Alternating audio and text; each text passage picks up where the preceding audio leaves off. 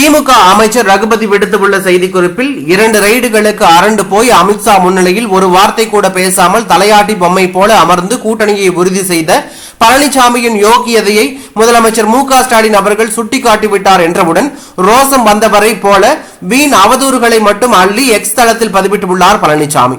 பாராபட்சமான GST வரி பகிர்வை ஏற்றுக்கொண்டு பொருளாதார உரிமையை விட்டுக் கொடுத்தது, உதய் மின் திட்டத்தில் கையெழுத்திட்டு மின்கட்டண நிர்ணய உரிமையை விட்டுக் கொடுத்தது, சிஏஏவை ஆதரித்து முஸ்லிம் மக்களின் முதுகில் குத்தியது, இப்படி தமிழ்நாட்டின் உரிமைகளை ஒன்றிய பாஜகவிடம் விட்டுக் கொடுத்தது அடிமை அதிமுக ஆட்சியில் மட்டும்தான்.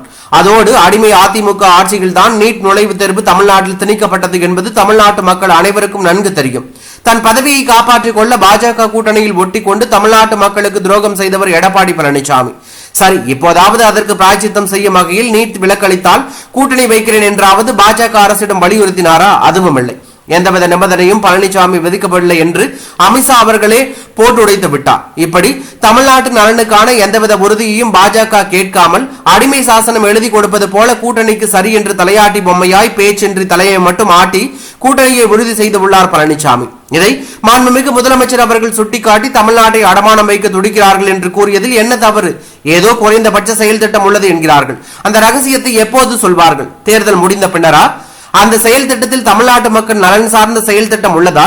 நீட் தேர்வு விலக்கு, மும்மொழி என்ற இந்தி திணிப்பு, மக்கள் தொகை அடிப்படையில் தொகுதி மறுவரையறை, நிதி பகிர்வில் பாராபட்சம், இப்படியான ஒன்றிய பாஜக அரசின் வஞ்சகத்திற்கு என்ன செயல் திட்டத்தை மேற்கொள்ள போகிறார் எடப்பாடி பழனிசாமி என்று முதலமைச்சர் அவர்கள் கேள்வி கேட்டால் அதற்கு பதில் சொல்ல துப்பு இல்லை.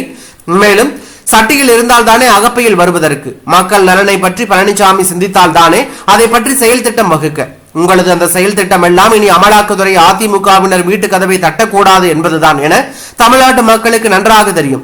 துரோகி அதிமுகவும் விரோதி பாஜகவும் சேர்ந்த கூட்டணியை வரும் தேர்தலில் விரட்டி அடிப்பார்கள் தமிழ்நாட்டு மக்கள் என்று அவர் தெரிவித்துள்ளது பரபரப்பையும் அதிர்ச்சியும் ஏற்படுத்தி உள்ளது.